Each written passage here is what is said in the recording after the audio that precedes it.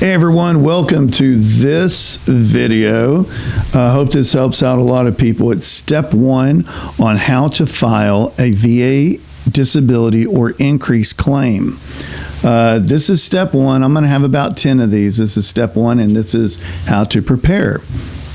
Okay, so let's say that you understand the difference between being eligible and not being eligible because you have an honorable discharge or a dishonorable discharge, okay? Let's go beyond that, okay? Oh, before I get started, I am not affiliated with VA, Department of Veterans whatsoever. This is for entertainment purposes only. Every one of my videos is entertainment purposes only. Okay, I'm going to make this quick because I know a lot of you like to watch for about 5 minutes and click to something else, but I'm going to go ahead and make a rundown like really quick. And then for those who want to continue watching, I'm going to give like some little secrets and stuff like that on preparing. Okay, so are you eligible? You've got to gather some documentation. You've got to be seen to the doctor. You've got to know what forms and additional forms to fill out, unless you're doing this online, which I highly recommend. As long as you get your evidence and you get to the doctor, and no matter what the reason is that you're not going, well, I don't have the money, or I'm a homeless vet, or I've got, too much. Well, the thing is that when you get checked into the military, when you get into the system of the VA, I'm sorry, not military, when you get checked in, they're going to give you this form. It's called a 1010. Doesn't mean you have to know what that form is. It's on a clipboard. It's about, I don't know, a couple pages in it. It's your means, like living in your means, living without your means, how much you make. So you might have to give a copay. They may not take you at all. They may just say, hey, it's free because you're not making anything, or it's free because you're a homeless vet. Or so if you know any homeless vets out there, make sure they know that they do get free medical. Okay. So let's talk about gathering the evidence. So now you get to go to the doctor, and whether it's your private, whether it's your VA doctor, okay, you really want to do this. And I'm going to tell you why. Let's say that somebody has been out of the military for a while, and now they're saying, hey man, I'm supposed to get 100%. I'm gonna go file my claim.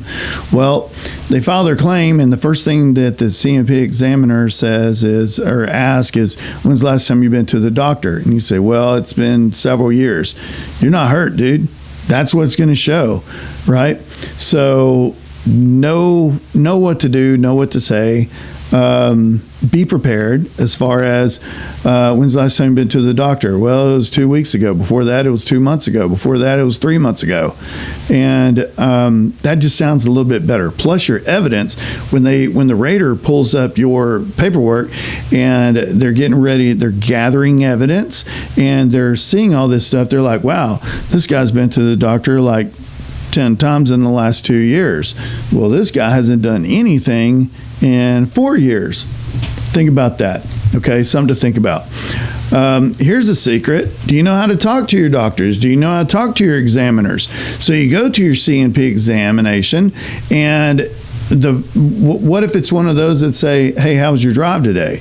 You can be in so much pain. You're like, it was a good drive. How was breakfast? Oh, it was really good. I love Waffle House, or whatever the case may be.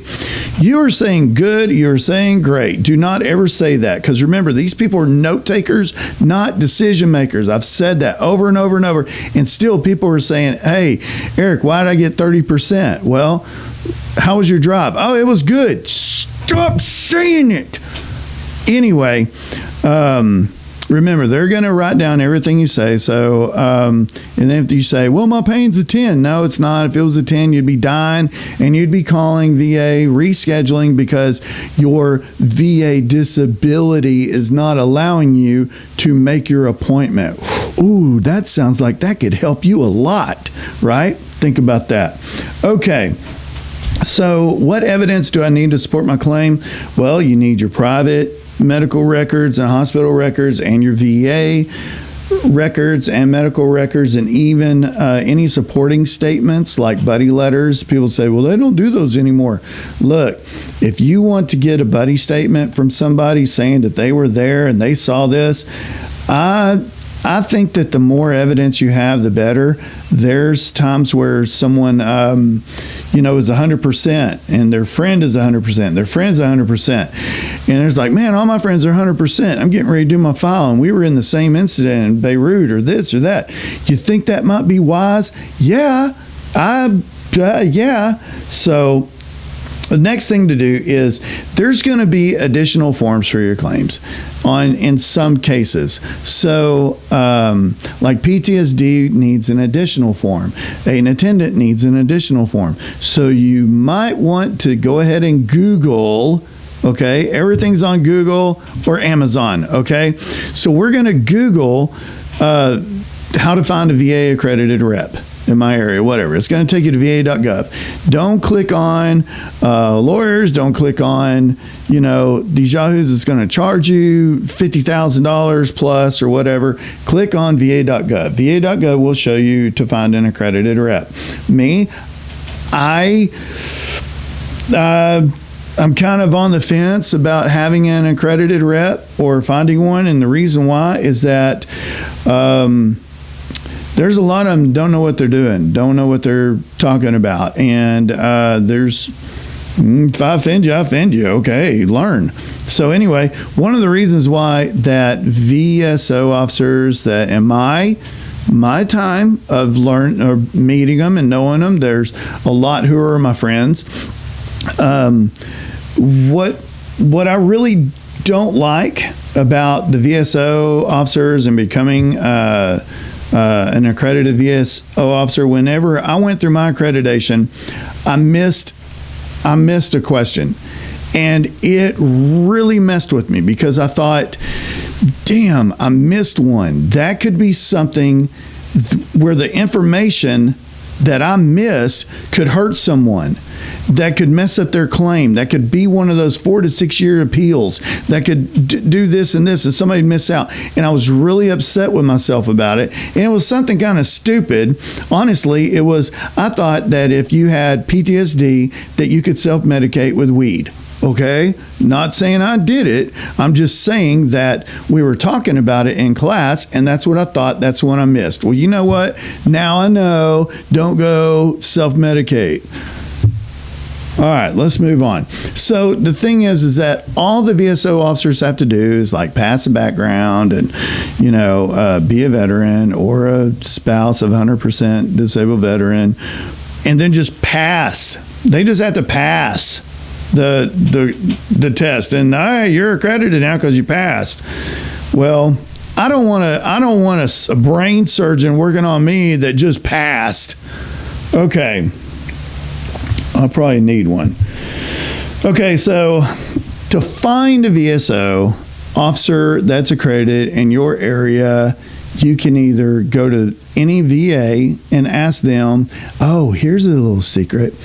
There's things at VAs that people don't realize. Like at the Dallas VA, there's a thing called Club Carousel or something like Camp Carousel. It's actually a daycare. So if you have kids, you can make your appointments still if you have no one to watch them. Another one is the walk-ins. Well, if you walk into a VA, you don't need an appointment. So if, like preparing, right? If you have a CNP exam here in 2 months, or you just filed and you're going to have one here pretty soon, then you need to get some evidence. Well, you go in and you say, hey, I need to see the doctor. Okay, well, we have an appointment in 3 to 4 months. Well, no, my claim's going to be done by then, hopefully. So especially if they deny everything. So I need to see a doctor now. I need a walk-in. I'm going to be a walk-in. I've got, my back problems and this problem and this problem and my PTSD. I need you to set me up for mental health. I'm going to be a walk-in. Now, before they would have a form that you fill out. Now, at least at my VA, Tyler VA in Tyler, Texas, I love that VA for real. It's really nice. You just walk in. They just did away with those little forms. They're like, okay, you need to be seen. We're going to get you taken care of. I'm not saying every one of them's like that. I'm just saying the majority of them. Okay, so here's the deal. Bottom line, cutthroat, blah, blah. Here we go. You need evidence. You need to prepare your evidence. You need to find an accredited VSO. We'll talk about intent to file and things like that on the next part, step 2. But the most important thing is your eligibility. Don't have a dishonorable discharge. Other than that, you're eligible. The gathering evidence from any kind of doctors that you've had in the past. Make it current. So if you hurt yourself before, go back to the doctor, be seen over it. And I'm going to tell you this, the more treatment, the more medications, the more you get, the more often you go, that's going to help your percentage. Think of the things that you say to your doctor. Never say the word good or great. Even when you go in there, they say, how was your drive? How was breakfast? How was this? So never say good or great. So if they say, hey, GI, how was your breakfast this morning? I didn't get any sleep because of my migraines. They kept me up all night. I didn't, you see what I'm saying? Go into it. Don't ask those. They're not your friends. They're not your friends. They don't care. They just want to take notes. So when it comes to pain, if you're a 10, guess what? You shouldn't even be there. You should be dead. Okay? Not should be. I'm just saying that's like a dying thing. You're not going to be able to get up and go to VA if your pain level's a 10. Never say 10. And let's see. I can't talk about that stuff. Okay. So if you guys want to add anything to this, now remember, this is preparing. Okay, this isn't filing, this isn't appeals, this isn't, anything like that. This is just preparing. In 2 days, I'm going to release another video, the step 2 of how to, I think we'll be on file. So we will be filing. So if some of you already have been preparing and you want to go ahead and file, then I would definitely recommend, me personally, I would go online and do it. I would go to va.gov and then go under there on filing a disability claim. That's what I would do. But not until I spoke to a VSO officer that had some kind of common sense on how to do these things. Because there's so many times that veterans are saying, hey, I filed and it's pending and I've got CMP exam coming up. And it was for my back. Well, I haven't worked in 7 years, and I've got this electricity going up and down my legs, and my right hip just keeps giving out. I feel like a stun gun's under my kneecap, and it hits me, and I fall down. I can't get any sleep because of every time I roll over on bed, I feel like my knees are popping out, or my hips popping out, or my back's messing up.